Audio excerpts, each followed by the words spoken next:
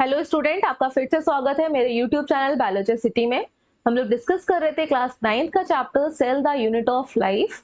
इस चैप्टर के हमारे 4 लेक्चर्स हो चुके हैं। आज ये 5th लेक्चर है, ये आपका लास्ट लेक्चर है इस चैप्टर का। इस लेक्चर में हम लोग डिस्कस करेंगे कि प्रोटोप्लाज्म क्या होता है and prokaryotic cell and eukaryotic cell में क्या डिफरेंस है। जिन्होंने अभी तक वो लेक्चर्स नहीं देखे हैं, आप चैनल की प्लेलिस्ट में जाकर देख सकते हैं। प्लेलिस्ट का नाम है क्लास 9 ICSE। इस प्लेलिस्ट में आपको सिर्फ क्लास 9 के ही लेक्चर्स मिलेंगे, एज वेल एज आपका इस वीडियो के डिस्क्रिप्शन में भी सारे पार्ट्स का लिंक दिया गया है। एंड जिन्होंने अभी तक चैनल को सब्सक्राइब नहीं किया है, प्लीज सब्सक्राइब कर लीजिए, जिससे कि जो भी अपकमिंग वीडियो आपका अपलोड होगा उसका आपको टाइम टू टाइम नोटिफिकेशन मिलता रहेगा। स्टार्ट करते हैं अपने पहले टॉपिक से। It is protoplasm. What is protoplasm? ये प्रोटोप्लाज्म होता क्या है? हम लोग क्योंकि सेल का डिटेल स्ट्रक्चर डिस्कस कर चुके हैं, तो अगर हम एनिमल सेल की बात करते हैं, एनिमल सेल में जो आउटर मोस्ट स्ट्रक्चर प्रेजेंट होता है इट इज सेल मेम्ब्रेन। तो यहाँ पे सेल मेम्ब्रेन को ड्रॉ कर लेते हैं। ये आपकी सेल मेम्ब्रेन है। एनिमल सेल को थोड़ा सा इधर पूरा 3D में ड्रॉ कर लेते हैं। ये आपकी एनिमल सेल है। सेल मेम्ब्रेन बाहर सबसे आउटर मोस्ट कवरिंग होती है एनिमल सेल में, इसको कलर भी कर लेते हैं। ये आपकी सेल मेम्ब्रेन है पूरी। अगर हम सेल मेम्ब्रेन को हटाते हैं, उसके बाद जो आपका पार्ट आता है सेल का फ्लूइड पार्ट, उसको हम लोग क्या बोलते हैं? साइटोप्लाज्म। जो सेल के अंदर पार्ट प्रेजेंट होता है, फ्लूइड प्रेजेंट होता है, it is known as cytoplasm. एक सेकेंड, पूरा कर लेंगे। ठीक, अब इसके अंदर का फ्लूइड को फिल कर देते हैं। फ्लूइड, ठीक है। इसी फ्लूइड में सेल के सारे पार्ट्स ही तो प्रेजेंट होते हैं, जो भी सेल के ऑर्गेनल्स हैं, काम करते हैं, सेल की फंक्शनिंग के लिए रिस्पॉन्सिबल है। एंड इसी फ्लूइड में सेल को कंट्रोल करने वाला सेंटर प्रेजेंट होता है, controlling centre of the cell, जो सेल को लिविंग स्टेट में मेंटेन रखता है, सारी फंक्शनिंग के लिए रिस्पॉन्सिबल होता है। उसका क्या नाम है आपका? न्यूक्लियस। न्यूक्लियस भी यहीं पे प्रेजेंट होता है, तो न्यूक्लियस को बना लेते हैं।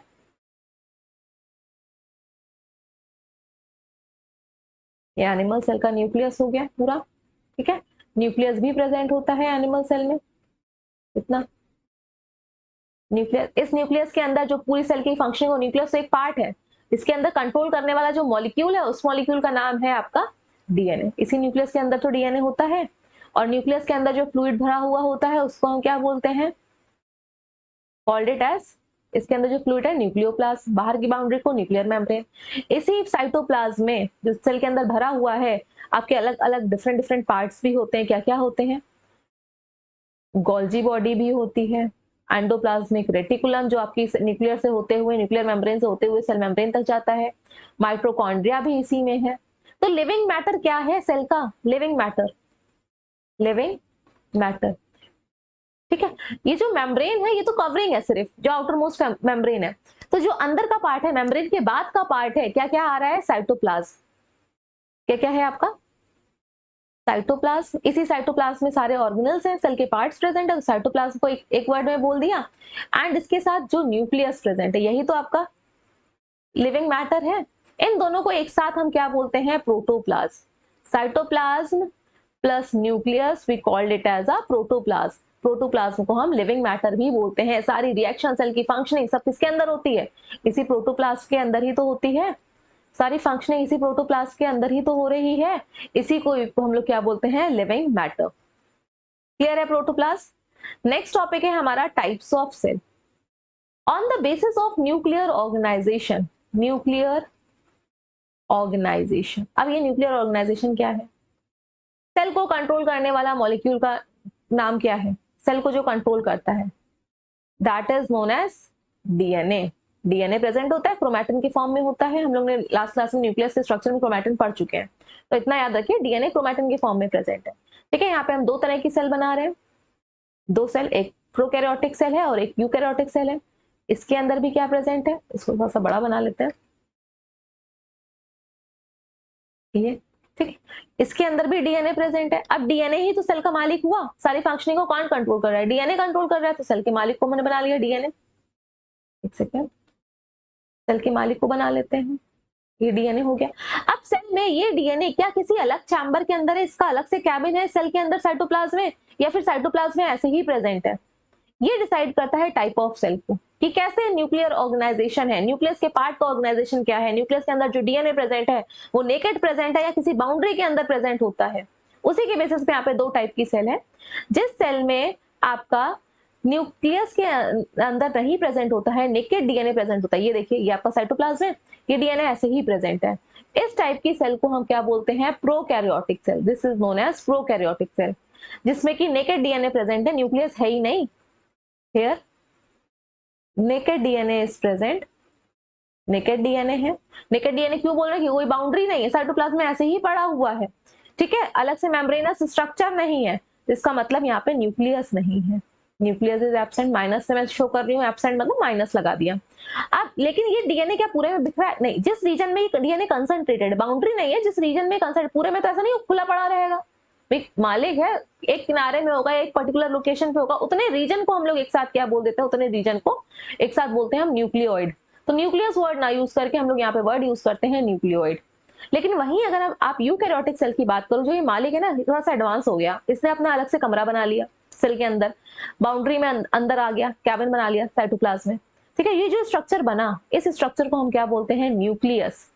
तो यूकैरियोटिक सेल में जो डीएनए है वो न्यूक्लियस के अंदर प्रेजेंट होता है, नेकेड डीएनए नहीं होता है, इसका अलग से चैम्बर है सेल साइटोप्लाज्म में, जहां पे ये मालिक बैठा हुआ होगा, उसका नाम क्या है, न्यूक्लियस। तो न्यूक्लियस का साइटोप्लाज्म बना लेते हैं, ये आपका न्यूक्लियस का cytoplasm, sorry nucleoplasm, not cytoplasm, nucleoplasm. तो ये डीएनए क्या है आपका, यहाँ पे एक स्ट्रक्चर के अंदर एनक्लोज्ड है, इसको लिख देते हैं डीएनए बाउंड्री के अंदर है, बाउंड्री के अंदर एनक्लोज्ड है, ठीक है।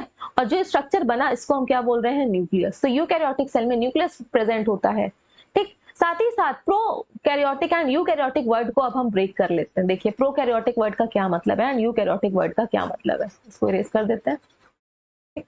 प्रोकैरियोटिक में दो वर्ड्स आ रहे हैं, एक प्रो वर्ड आ रहा है, प्रो मतलब होता है प्रिमिटिव, पुराने टाइप का। प्रिमिटिव मतलब क्या होता है, पुराने टाइप का। तो यहाँ पे पुराने टाइप का तो डीएनए है, कौन सा, ये अलग किसी बाउंड्री के अंदर प्रेजेंट है। और कैरियन वर्ड का होता है न्यूक्लियस। न्यूक्लियस कैसा है, पुराने टाइप का, इसलिए न्यूक्लियस ना बोल के हम लोग यहाँ पे क्या बोल रहे हैं, जहाँ पे डीएनए प्रेजेंट, न्यूक्लियोइड। तो पुराने टाइप की ये सेल है, इसको प्रोकैरियोटिक सेल बोलते हैं। वहीं पे यूकैरियोटिक वर्ड का मतलब होता है, यू मतलब होता है ट्रू, असली का, फर्जी का नहीं, ट्रू। EU जहां पे भी लिखा रहता है उसको हम बोलते हैं ट्रू। एंड कैरियन वर्ड का मतलब होता है न्यूक्लियस। तो जहां पे ट्रू न्यूक्लियस प्रेजेंट होता है, देखिए प्रेजेंट है ना इस सेल में, ये वाली सेल में, तो ये आपकी यूकैरियोटिक सेल होती है। साथ ही साथ ये एडवांस सेल है ना, तो इसके पास हर एक काम करने के लिए अलग अलग ऑर्गेनेल है, लेकिन प्रोकैरियोटिक सेल में नहीं होते हैं। इसको भी लिख लेते हैं। जो आपकी यूकैरियोटिक सेल है, इसमें अदर सेल के पार्ट्स प्रेजेंट है, सेल के पार्ट्स प्रेजेंट होते हैं जो कि सब अलग अलग काम करते हैं। तो यहाँ पे डिविजन ऑफ लेबर है, क्या है, डिविजन ऑफ लेबर, सबका काम, लेबर सबका काम अलग अलग डिवाइडेड है, ठीक है, डिविजन ऑफ लेबर। तो जो सेल के काम करने वाले पार्ट हैं उनको हम क्या बोलते हैं, सेल ऑर्गेनेल। और बकायदा उन पार्ट की भी मेम्ब्रेन होती है, बाउंड्री होती है, गोल्जी बॉडी की भी मेम्ब्रेन होगी, आउटर प्रोटेक्टिव कवरिंग होगी, आउटर मोस्ट कवरिंग होगी। एंडोप्लाज्मिक रेटिकुलम ये भी सेल का पार्ट है, उसकी भी प्रोटेक्टिव कवरिंग है। ये सारा कुछ यूकैरियोटिक सेल में होता है, लेकिन ऐसे ऑर्गेनेल जिसके पास मेम्ब्रेन होती है, बाहर की आउटर मोस्ट स्ट्रक्चर होता है, और ज्यादा ऑर्गेनेल भी नहीं प्रेजेंट होते हैं प्रोकैरियोटिक सेल में। एक तो ऑर्गेनेल है ही नहीं ज्यादा, और जो है उनके पास मेम्ब्रेन नहीं है। तो प्रोकैरियोटिक सेल आपकी membrane bound organelles prokaryotic cell में एब्सेंट होते हैं। एक बार स्ट्रक्चर से हम लोग यहाँ पे देख लेते हैं। ये देखिए प्रोकैरियोटिक एंड यूकैरियोटिक सेल में क्या क्या दिया गया है, आपको दिख रहा होगा कि यूकैरियोटिक सेल में आपको इतने सारे पार्ट्स दिख रहे हैं। क्या क्या दिख रहा है, न्यूक्लियस दिख रहा है, राइबोसोम दिख रहे हैं, साइटोस्केलेटन दिख रहा है, माइटोकॉन्ड्रिया दिख रहा है, ये सारा कुछ हम पढ़ चुके हैं ऑलरेडी। गोल्जी बॉडीज दिख रहे हैं, लाइसोसोम दिख रहे हैं, प्लाज्मा मेम्ब्रेन तो आपकी आउटरमोस्ट कवरिंग होती है। अब प्रोकैरियोटिक सेल में देखिए आपकी क्या क्या क्या, ये सिर्फ डीएनए है, इसके अंदर ज्यादा स्ट्रक्चर दिख रहे हैं, जहां डीएनए प्रेजेंट उसको न्यूक्लियोइड बोल रहे हैं, साइटोप्लाज्म है। एक स्ट्रक्चर इसमें प्रेजेंट होता है जिसको मीजोसोम बोलते हैं। ये क्या होता है, आपका जो ये मेम्ब्रेन होती है, ये अंदर की तरफ इस तरह से फोल्ड हो जाती है, ठीक है। सारा ये स्ट्रक्चर जो बन के आया ना, ये फोल्ड होके स्ट्रक्चर जो बना, इसी को मीजोसोम बोल रहे हैं। सारे काम यही कर लेता है, एक ही स्ट्रक्चर है, ऑल इन वन। अगेन यहाँ पे ड्रॉ कर देते हैं स्ट्रक्चर को। ये आपकी प्लाज्मा मेम्ब्रेन थी, अंदर को गई, इस तरह से ये फोल्ड हो रही है, ठीक है, इस तरह से फोल्ड हो गई अंदर को। तो ये जो स्ट्रक्चर बन गया, इसको मीजोसोम बोलते हैं। रेस्पिरेशन का ले लो, रिप्रोडक्शन का काम ले लो, एनर्जी सिंथेसाइज करने वाला काम दे दो, ऐसे अंदर से फोल्डिंग हो जाती है अपने आप, यही इतना ही पार्ट कर देता है। एक ही जगह नहीं होता, बहुत सारे, एक से ज्यादा भी होते हैं। और ये आपकी बैक्टीरियल सेल होती है, prokaryotic cell. Now one by one हम सारे डिफरेंसेस को एक बार फिर से डिस्कस कर लेते हैं। न्यूक्लियस आपका प्रोकैरियोटिक सेल में एब्सेंट होता है, बट यूकैरियोटिक सेल में वेल डिफाइंड न्यूक्लियस था, न्यूक्लियर मेम्ब्रेन थी, वहां पे क्या था, न्यूक्लियोइड था। यहाँ पे प्रोकैरियोटिक सेल में एक सिंगल लेंथ का ही डीएनए होता है, सिंगल डीएनए होगा। डीएनए का फुल फॉर्म है डीऑक्सीराइबोन्यूक्लिक एसिड। ये सेल का मालिक आप समझ लो है, जो सारे फंक्शन को बताता है, हाँ सेल को ये काम करने हैं, हर एक पार्ट को ये काम करना है। लेकिन जो अगर यूकैरियोटिक सेल की बात करेंगे तो बहुत सारे डीएनए की लेंथ वाले मॉलिक्यूल्स होते हैं। तो several length of genetic material containing DNA जो होता है वो प्रोटीन के ऊपर पैक भी रहता है।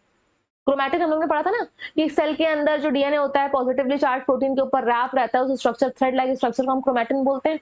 क्योंकि इतनी जरा सी जगह में आपको इतना बड़ा डीएनए रखना है, बड़ा सा डीएनए रखना है, तो उसको भाई कॉइल करके रखेंगे। डीएनए आपका नेगेटिवली चार्ज है तो दूर दूर भागेगा, तो पॉजिटिवली चार्ज प्रोटीन के ऊपर रखेंगे, इसलिए प्रोटीन के ऊपर रैप अराउंड होता है यूकैरियोटिक सेल में। प्रोकैरियोटिक सेल में राइबोसोम आपके दो टाइप के होते हैं, एक लार्ज होता है, एक स्मॉल होता है। इसके नाम भी है, नाम आपके सिलेबस का पार्ट नहीं है, आप सिर्फ इतना याद रखो, प्रोकैरियोटिक सेल में स्मॉल राइबोसोम प्रेजेंट होते हैं, यूकैरियोटिक सेल में लार्जर राइबोसोम प्रेजेंट होते हैं। प्रोकैरियोटिक सेल में ज्यादा ऑर्गेनेल भी नहीं प्रेजेंट थे, अभी हमने देखा था ना कहाँ प्रेजेंट थे, डीएनए प्रेजेंट था, वही मेम्ब्रेन फोल्ड हो गई थी, मेसोसोम प्रेजेंट था। लेकिन यूकैरियोटिक सेल में एंडोप्लाज्मिक रेटिकुलम है, क्लोरोप्लास्ट है, माइटोकॉन्ड्रिया, ये सारे पार्ट्स प्रेजेंट होते हैं। एग्जाम्पल प्रोकैरियोटिक सेल का बैक्टीरिया है, ब्लू ग्रीन एल्गी है। ये एल्गी नहीं है, ये भी बैक्टीरिया है, साइनोबैक्टीरिया होता है इसका नाम। क्योंकि ये बहुत सारा हो जाता है, पानी की वाटर बॉडीज के ऊपर कलेक्ट हो गया था, ग्रीन कलर का दिख रहा था, तो लोग ने नाम रख दिया था ब्लू ग्रीन एल्गी। बट जब इसकी सेल को देखा तो प्रोकैरियोटिक दिखी, इसके अंदर न्यूक्लियस था ही नहीं। एल्गी में आपका बकायदा न्यूक्लियस होता है सेल, एल्गी की सेल में, तो इसलिए इसको नाम क्या किस में रख दिया, बैक्टीरिया वाले ग्रुप में रख दिया, प्रोकैरियोटिक सेल में रख दिया। वहीं पे अगर आप यूकैरियोटिक सेल के एग्जाम्पल देखेंगे, यूग्लिना, ये एक सिंगल सेल का ऑर्गेनिज्म है जिसमें कि न्यूक्लियस प्रेजेंट है। फिर अमीबा सिंगल सेल ऑर्गेनिज्म है जिसमें कि न्यूक्लियस प्रेजेंट है। एंड प्लांट सेल सारी की सारी एनिमल सेल आपकी यूकैरियोटिक सेल है। ये आपका प्रोकैरियोटिक एंड यूकैरियोटिक सेल का डिफरेंस है, सिर्फ क्लास 9 के अकॉर्डिंग मैंने यहाँ पे बताया है जितना आपको पढ़ना है। इसके बाद आ जाओ सेलुलर एक्टिविटी, जो हमारी ये पूरी बॉडी है, फंक्शनिंग है, वो किसका आउटकम है, हम लोग कैसे काम कर पा रहे हैं। सारी सेल्स जब वर्क करेंगी तभी तो हमारा पूरा हाथ काम कर रहा है, या हमारी इंटेस्टाइन काम कर रही है, हार्ट काम कर रहा है, लिवर काम कर रहा है। क्या एक सेल के काम करने से फंक्शन करेगा वो पर्टिकुलर ऑर्गन? नहीं। तो ये क्या क्या एक्टिविटी करती है, हमारी पूरी एक्टिविटी सेल की ही एक्टिविटी के ऊपर डिपेंड है। क्या लिखा है, every activity of a living organism is the outcome of a cellular activity. जब हर एक सेल काम कर रही होगी तभी हमारी पूरी ऑर्गेनिज्म एक एक्टिविटी कर पाएगा।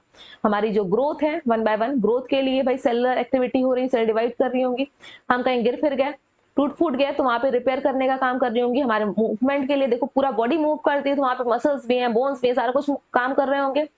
इसके बाद फीडिंग एंड न्यूट्रिशन, हम लोग खाना पीना खा रहे हैं, वो न्यूट्रिशन ब्लड में मिक्स होता है, जैसे हमने डाइजेस्ट हुआ ब्लड में गया, अब यहाँ पे मसल तक आना है वो खाना पीना, क्योंकि मसल बनानी है, तो वो भी आपका सेलुलर एक्टिविटी होगी। फिर मसल की सेल क्या करेगी, मसल बनाएगी, हमारी प्रोटीन बनाएगी, हाँ मसल बना लो।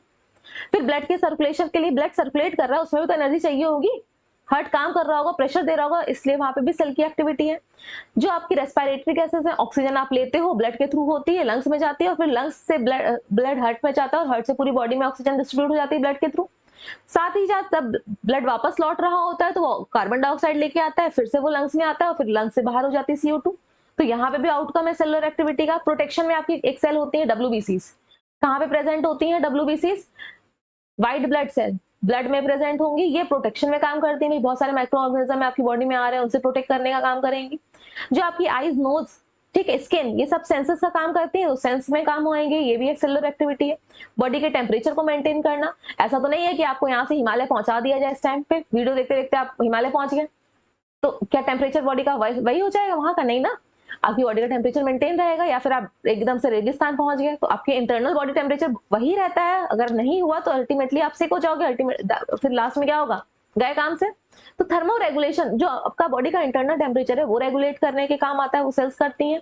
एंड जो यंग वंस प्रोड्यूस होते हैं, गैमेट्स प्रोड्यूस होंगे, स्पर्म एंड ओवम, उसी के फर्टिलाइजेशन के थ्रू ही होते हैं। वो सब, हर एक सेल का अपना अपना काम फिक्स है, हर एक पार्ट का। This is all about the chapter number 1। अब नेक्स्ट वीडियो में हम लोग चैप्टर 2 स्टार्ट करेंगे, टिश्यू।